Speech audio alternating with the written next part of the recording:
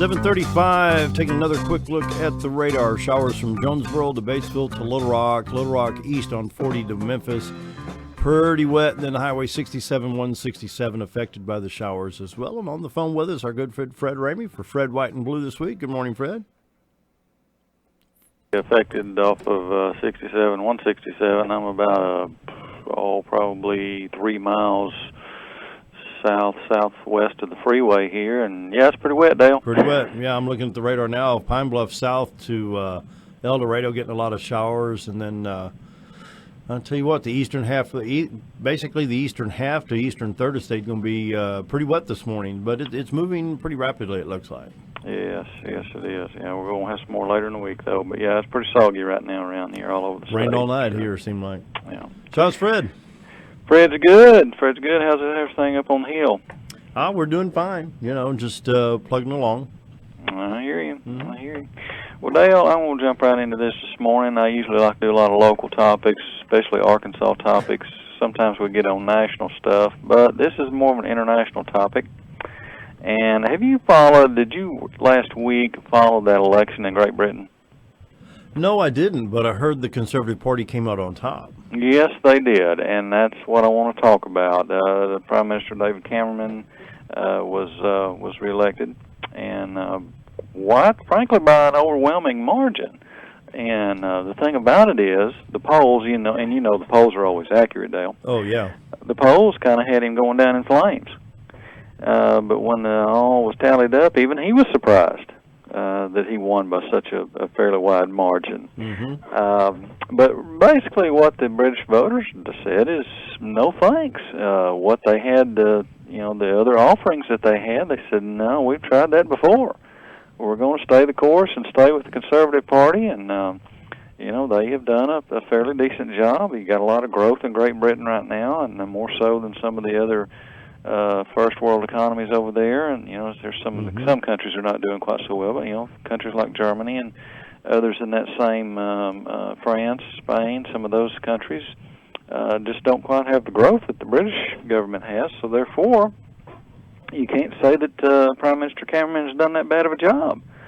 The Conservatives picked up 331 seats, or held or picked up 331 seats. It was a gain of 28, is what it was. Wow, so it was a 28-seat gain for a total of 331. There's 650 seats in Parliament. Labor lost 25 seats. The Liberal Democrats got left in the dust, Dale. Well, you think we'll see that over here? Hope so. Well, one of the things that the Conservative Party has done, and on Prime Minister Cameron's watch, is cut the corporate tax rate from 28% down to 20%. And they've been really big on welfare reform, which equals more people working, more people paying taxes, more people contributing. Well, Dale, that's usually a recipe for success, isn't it? That's what I think, too, yeah. It usually is. The Labor Party leader, Ed Miliband, who was expected to win that, by the way. All the polls were showing that Ed Miliband might actually pull that off. But he ran pretty much a throwback campaign to the 1970s. Mm-hmm. Campaign against the rich, redistribute wealth. He even proposed a mansion tax, Dale. A mansion tax? A mansion tax. And higher public spending. Huh. Well, now, where's the public spending going to come from? Out of everybody's pocket. Wow. But, yeah, a mansion tax, Dale. Boy, that's playing class warfare, isn't it? Boy. Yeah, we've kind of heard that over here, haven't we? Yeah, true. Basically, that's the equivalent of what you hear over here about the one percenters. Mm-hmm. That's on par with the one percenters there. Yeah. Got to soak the one percenters. Well, you're talking about the tax in England, and this goes back to my Beatles historical stuff that I've read. That when the four songwriters would draft a song, they'd actually have to leave England and fly to New York or fly somewhere because, say, for instance, if George Harrison wrote a song in London, he'd have to pay tax on the song. Literally. I did not know that. Yeah, and so literally they said, well, we can't write the song here, otherwise we'll have to pay taxes on it, so they'd have to leave the country. And a lot of times they'd even fly to Africa.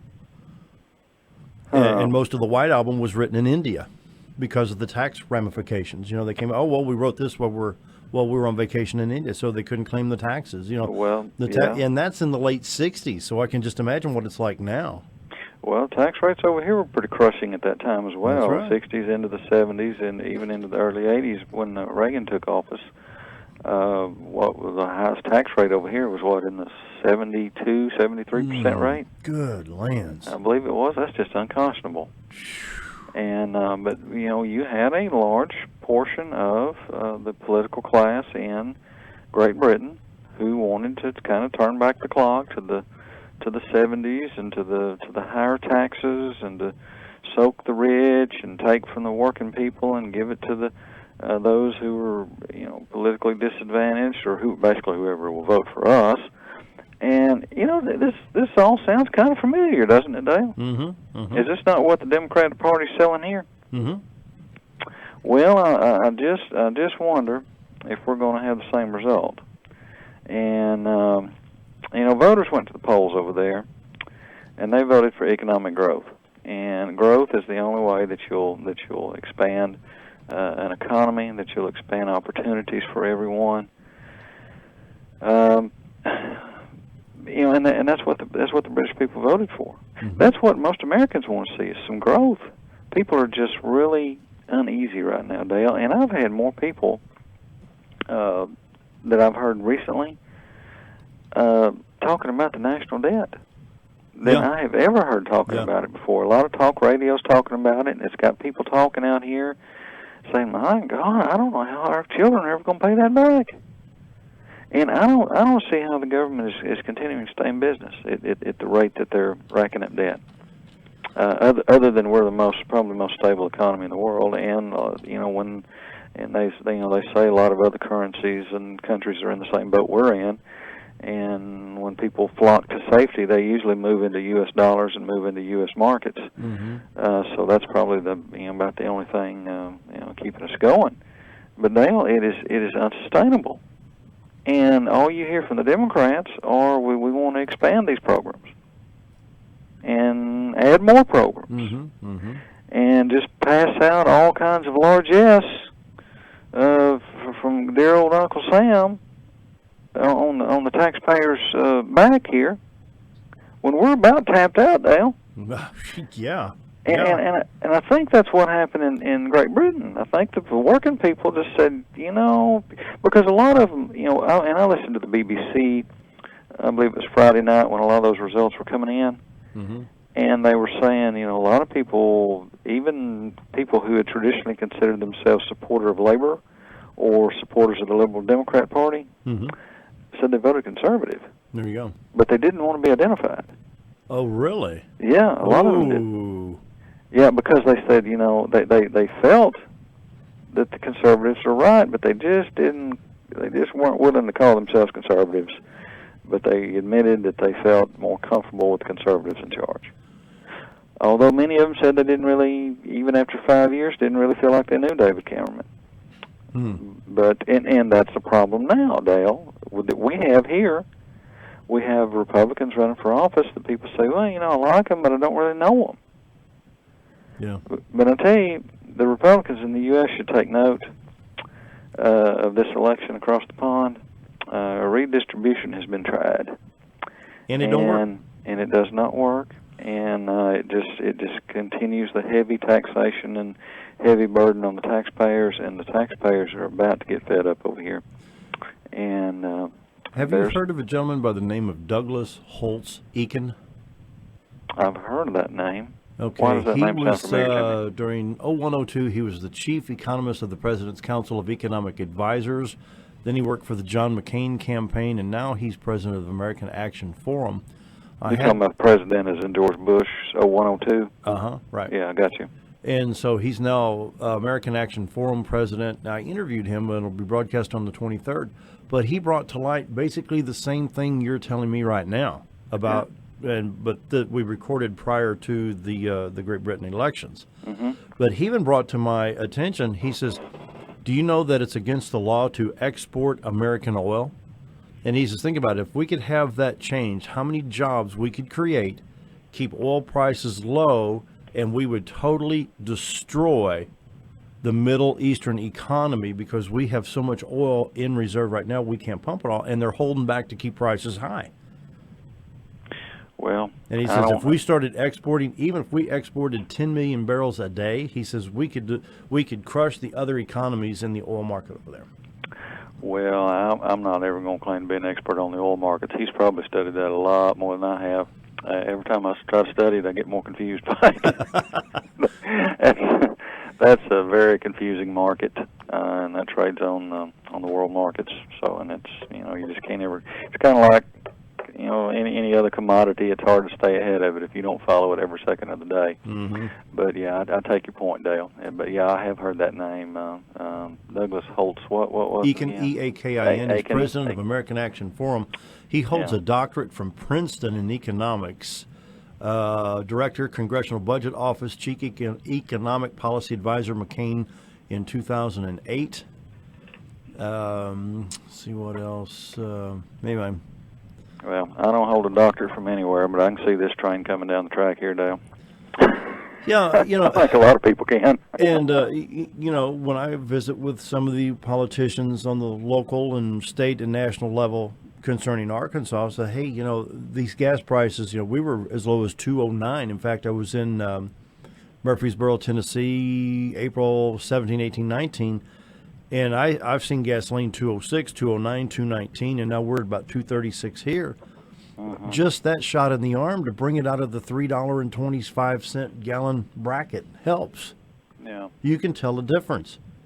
And why Washington can't. And then another question I asked Douglas Holtz-Egan was, and anybody that knows me knows my preference on a guitar is the Gresh, but they're expensive. They're $3,400.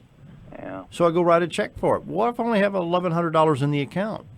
3 days later, the sheriff's going to be knocking on my door, said, you either need to cough it up or come with me.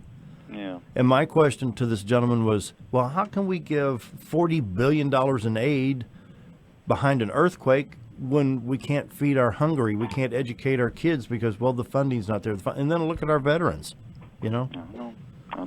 Okay. Dale, it's a house of cards. As a very wise former politician told me one time. He said, Fred, it's a house of cards and the wind is blowing. Yeah. And it's not going to be long before it all comes tumbling down. And he said, I don't care how bad you think it is, it's worse. Yeah. And I said, well, why didn't you tell the truth when you were in there? He said, well, I'm just telling you now, it's worse than you think it is. And it's we laugh about it just to keep from crying, Dale. But I'm telling you, with stagnant wages, stagnant economy, a party here in the United States that wants to just redistribute wealth on the backs of the working people. People are getting fed up. Their dollars are getting to be worth less and less all the time. The quality or the price of the quality items is going up. The price of the cheap items is going down. But who wants the cheap items, Dale? They don't last. No. They don't last. They're made in China and they don't last. No. I bought a piece out here at Ace Hardware here the other day, and something I needed, and got home with it and used it about 15 minutes, and it broke. And I got to looking at it a little closer, and of course it was made in China. Made in China. Yep. And I thought, well, that's about par. Yeah. Hey, we need to take a break. Can you stay on the line? We've changed our format clock, so I got a little bit extra time. Can you stay on the line? We'll take this break and finish out the show here in a minute. Okay. All right. We're visiting with Fred Ramey right now. We need to take a quick break, and we'll finish out the program with Fred. So stick around. Be right back.